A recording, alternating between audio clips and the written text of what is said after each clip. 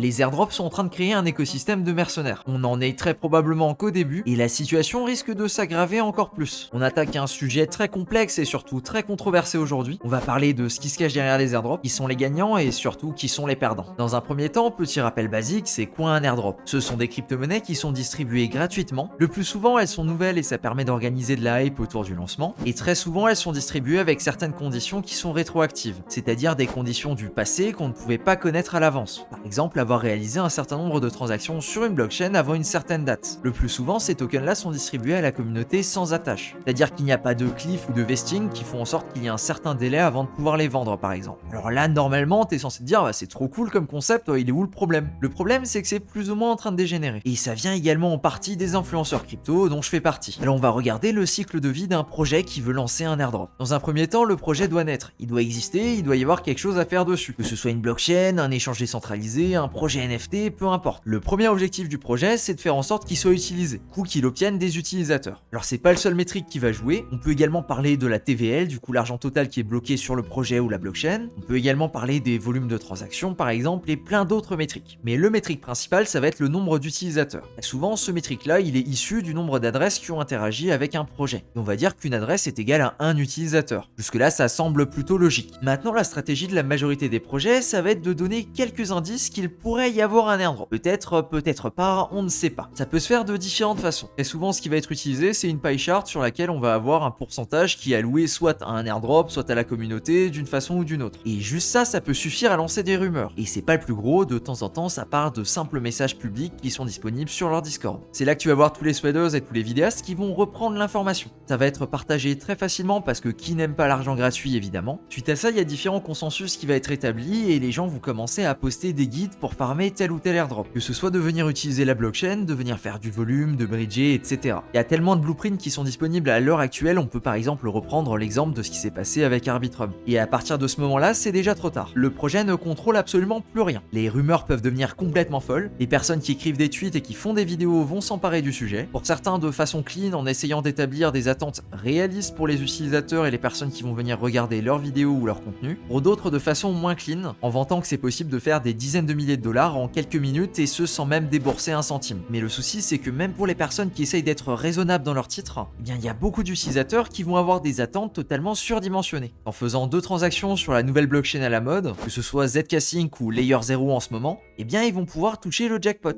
Et l'un dans l'autre, ça permet de générer énormément de contenu sur le sujet du projet ou de la blockchain en question. Alors que le projet, à ce niveau-là, il a encore dépensé 0 thune d'un point de vue marketing. Tout ça est juste parti d'une rumeur, il y a encore absolument 0 vérification là derrière. Mais sachant que ce genre de contenu fonctionne très bien, eh bien les créateurs de contenu ont quand même intérêt à venir le mettre en avant. Quand c'est pas directement les viewers qui vont venir demander des guides pour certains airdrops. Et la machine est enclenchée, le projet commence à avoir des utilisateurs. Et même beaucoup plus que ce qu'attendu au départ. Simplement car le projet ne maîtrise plus la situation. Il n'a pas du tout la main sur le discours des créateurs de contenu, et encore moins sur les attentes des différentes personnes qui vont venir consommer ce contenu-là. Mais à ce stade-là, c'est vraiment le dernier de leurs soucis. Eux, ils sont en train de gagner des utilisateurs, et c'est justement ça qui les intéresse. Parce qu'avec ce nombre d'utilisateurs et cet attrait pour leur blockchain, eh bien eux vont pouvoir justifier une certaine valorisation de leur projet. Et très souvent, c'est ça ce qui va donner lieu à des levées de fonds, qui va du coup permettre d'associer une valorisation à ces projets. Ce qui à son tour va rajouter des news intéressantes, ce qui va faire en sorte qu'il y a plus de personnes qui vont faire du contenu sur le projet pour promulguer un potentiel airdrop, ce qui va faire en sorte qu'il y a de nouveau plus d'utilisateurs. Et là, tu commences à capter comment certaines blockchains ont réussi à avoir des croissances phénoménales dans des temps très réduits. En fonction des projets et des blockchains, ils vont être plus ou moins transparents là-dessus, et ils vont également être plus ou moins transparents sur le délai qu'il y a encore avant le lancement de leur token. Car finalement, c'est justement ça ce que les gens attendent, que le projet lance son token. On pourra donc avoir des cas dans lesquels les tokens sont lancés plusieurs années après le lancement du projet, comme par exemple Arbitrum, sur lequel ça fait quasiment 2 ans qu'il y a des rumeurs quotidiennement sur un airdrop. Ou alors par exemple le SUI, pour lesquels les rumeurs sont beaucoup plus récentes. À partir du moment là où la communauté va devenir assez grosse, c'est le projet qui a toutes les cartes dans sa main. C'est à lui de décider si finalement il va y avoir un airdrop ou pas. S'il va y avoir un airdrop, quelles sont les conditions, et du coup quelles sont les personnes qui vont chercher à venir récompenser, et s'il n'y a pas d'airdrop, quelles sont les alternatives. Le projet va donc lancer son token, mais il faut comprendre que suite à ça, le projet ne va pas faire masse thune d'un coup. En effet, pour la majorité des lancements, il suffit de checker les tokenomics, et tu vas te rendre compte très rapidement que que pour la majorité des projets qui ont réalisé des airdrops, quasiment l'entièreté des tokens qui sont disponibles au lancement, eh bien ce sont les tokens qui ont été distribués sous la forme d'airdrop, avec dans certains cas quelques petites différences, comme par exemple pour l'airdrop d'Arbitrum récemment, qui d'ailleurs a généré quand même pas mal de controverses, notamment au niveau de la gouvernance. Ceci dit, les projets qui lancent de cette façon-là vont quand même chercher à se positionner sur un échange. Maintenant, il faut comprendre que suite à ce lancement, les projets ont un énorme pouvoir, mais qui n'est pas disponible tout de suite. Ils ont des quantités faramineuses de tokens qui vont tomber, mais dans un an, dans 2 ans, ou alors avec un vesting. Alors on peut dire qu'ils sont riches d'un point de vue token, c'est donc dans leur intérêt de venir établir différents deals avec les échanges. Là pour le coup, c'est pas mon game et j'ai aucun détail de ce qui se passe là derrière. C'est d'ailleurs une des premières façons de venir gagner sur un drop de cette façon-là, en tout cas du côté du projet. Au niveau des autres gagnants, on va avoir les échanges, qui eux vont voir énormément de volume passer à travers leur plateforme, car ils sont partenaires avec un projet qui vient tout juste de lancer, et sur lequel il va y avoir beaucoup d'attention, au moins lors des premiers jours. Et les derniers gagnants, qui sont également assez évidents à deviner, ça va être les personnes qui ont reçu un airdrop ou une allocation à la pré-sale. Mais du coup, qui sont les perdants dans cette affaire? Dans un premier temps, ça va être les personnes qui vont acheter dans le dump initial. Tu sais, le moment là où il y a le lancement et que tout le monde décide de vendre ses tokens. Il y a un lancement à un prix initial, il y a très peu de liquidité, le prix a tendance à partir vers le bas très rapidement. Et bien les personnes qui vont acheter à ce prix-là ont tendance à se faire avoir, car elles sont en train d'essayer d'acheter des tokens que d'autres personnes ont acheté pour 0$. Alors au bout d'un moment, évidemment, le prix arrive quand même à se stabiliser, mais au début, dans les premières heures, c'est très difficile d'avoir un consensus et il y a de bonnes chances que les personnes qui achètent à ce moment-là se fassent avoir. Après ça devient de plus en plus difficile de suivre qui c'est qui gagne et qui c'est qui perd. Sur le long terme, cependant, c'est plutôt clair. La majorité de ces projets lancent avec environ 10% de la supply disponible, et il y a donc une très forte dilution avec le temps. Pour le coup, c'est pas quelque chose qu'on va venir ressentir dans les premières semaines ou les premiers mois, mais c'est quelque chose qui en général tombe bien plus tard. Et ici, encore une fois, toutes les informations sont disponibles, il suffit tout simplement de venir checker les tokenomics d'un projet, au hasard Arbitrum, et tu peux avoir toutes les informations qui peuvent t'intéresser dessus, notamment les tokenomics et les différents unlocks qui vont arriver. D'ailleurs, spoiler, sur Arbitrum, c'est tranquille pendant un an. Maintenant que le projet a officiellement lancé ses tokens, il y a peut-être eu un airdrop, et bien c'est là qu'on va pouvoir faire très rapidement la différence entre un projet qui sera là encore dans quelques années et un projet qui est déjà mort. La différence est pas si complexe que ça à faire. On va venir checker Aptos et on va venir checker Arbitrum. Aptos a lancé en octobre dernier, et pour en bénéficier, il suffisait tout simplement de minter un NFT sur le testnet. Et jusqu'à présent, c'est d'ailleurs un des airdrops pour lequel il y a eu le moins de conditions pour participer. Aptos est classé top 33 sur CoinGecko. À l'heure actuelle, il réalise entre 100 000 et 200 000 transactions par jour, ce qui est un score plutôt sympathique, et il a une TVL à 60 millions, qui est quasiment exclusivement représentée par 3 projets. T'as la Labs, qui a l'air d'être un DEX avec son propre token et son propre stablecoin, une version de PancakeSwap sur Aptos, et un troisième DEX qui s'appelle LiquidSwap. Alors de mon côté, la seule fois là où j'ai débarqué sur cette blockchain, eh bien c'est quand j'ai utilisé le bridge de Layer 0 pour une vidéo airdrop. A savoir également qu'on est sur une blockchain un poil particulière car elle va venir demander son propre wallet. Et oui, je me pose également la question de savoir d'où viennent toutes ces transactions, parce que sur une blockchain qui est représentée à 95% par 3 projets, eh ben j'ai beaucoup de mal à voir d'où viennent ces transactions. Si tu veux un exemple de quelque chose qui a une taille similaire, on peut par exemple regarder Métis. Métis du coup qui est une Layer 2 qui fonctionne avec son propre token pour payer les frais de gaz, qui possède une TVL équivalente à 65 millions et qui à l'heure actuelle est aux alentours de 8000-9000 transactions journalières, ce qui me semble déjà beaucoup plus raisonnable. A savoir également que Métis va pas se placer 33e mais 256e sur CoinGecko. Donc vraiment à mon sens Aptos c'est un ovni. Et on peut légitimement se poser la question sur sa position en top 33 sur CoinGecko. Est-ce que c'est raisonnable? Maintenant il faut également prendre en compte que l'airdrop d'Aptos il s'est fait sur testnet.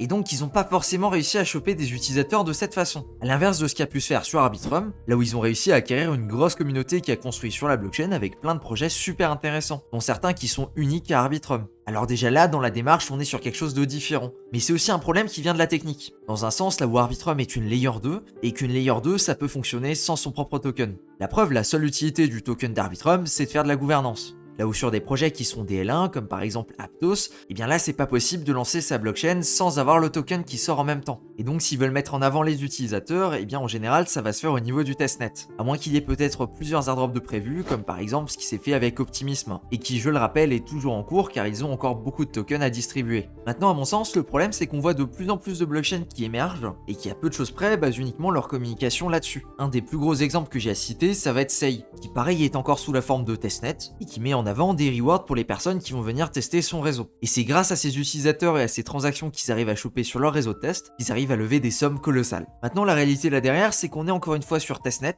et que beaucoup des personnes qui vont interagir avec ce réseau ce sont des mercenaires. C'est-à-dire qu'ils vont venir faire le minimum pour choper l'airdrop et qu'ils ne toucheront plus jamais à cette blockchain. Et suite à ça, ils vont recommencer ce process sur une autre blockchain qui va utiliser ce même genre de stratégie. Mais le souci, c'est qu'au bout d'un moment, ça va se voir. Je veux dire, quand ils vont lancer leur blockchain et qu'ils vont réaliser qu'il n'y a pas 10% des gens qui étaient là sur le testnet qui vont revenir sur le mainnet, hormis pour venir chercher leur récompense. Et évidemment, le problème avec ce genre de stratégie, c'est que j'ai l'impression qu'à l'heure actuelle, il y a beaucoup de projets de ce type qui lancent des nouvelles blockchains, mais ces blockchains-là ne font absolument rien de plus que les blockchains qu'on voit à l'heure actuelle. Il n'y a pas de projet particulier qui vont venir décider de déployer dessus, il n'y a pas non plus de technologie particulière derrière la blockchain. C'est littéralement lancer une blockchain, mettre en avant les airdrops, lever des fonds, distribuer une partie des tokens aux utilisateurs, attendre les unlocks, dumper les tokens, et recommencer. Et ça, c'est vraiment dommage pour l'écosystème dans son ensemble. On avait déjà ce genre de pratique avec le farming sur les échanges décentralisés, mais là on est carrément à un autre niveau, là où les gens développent des blockchains pour faire ça. Le problème à plus long terme, c'est également le type d'utilisateur que ça va venir ramener sur nos blockchains. Des personnes qui n'utiliseront probablement jamais la blockchain pour faire d'autres chose que venir chasser les airdrops. Et je te garantis que pour avoir quelque chose qui dure dans le temps, c'est pas ce genre d'utilisateur que tu veux choper. Ça, c'était pour la partie négative. Maintenant, d'un autre côté, il y a également des choses très positives qui peuvent ressortir des airdrops. Déjà, un bon gros point positif, c'est que ça va venir pousser à explorer une partie des utilisateurs qui autrement n'auraient jamais quitté leur échange centralisé. Parce qu'on a de plus en plus de personnes qui découvrent comment tout ça fonctionne et qui l'utilisent réellement.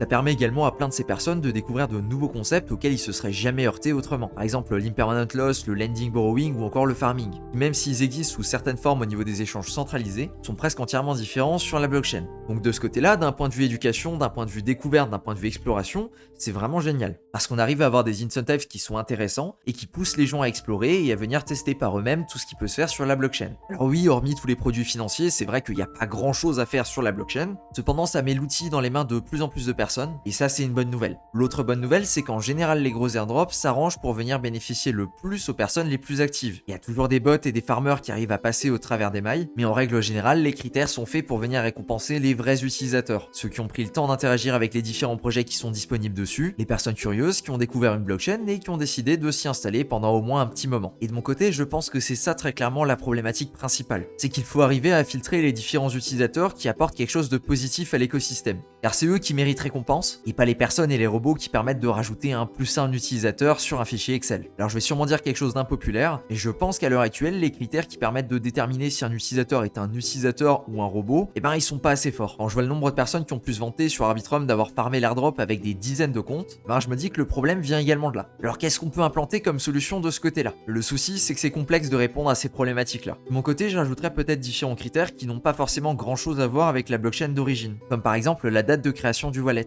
le nombre de transactions sur d'autres blockchains, ce genre de critères qui mettraient réellement en avant les vrais utilisateurs, plutôt que de venir prendre toutes les personnes qui ont bridgé une somme minime directement sur la blockchain. Également, je pense que les fonds qui sont envoyés directement depuis la même blockchain d'une adresse à une autre, eh bien ils devraient seulement compter pour la première adresse et pas pour la deuxième. Mais là encore, c'est un sujet compliqué et je prétends pas avoir toutes les réponses. Voilà, je pense que j'ai fait le tour sur ce qui ne va pas sur les airdrops. N'hésite pas à mettre un commentaire pour donner ton point de vue là-dessus. Merci à toi de ton attention et sur ce, je te dis à plus pour une prochaine vidéo.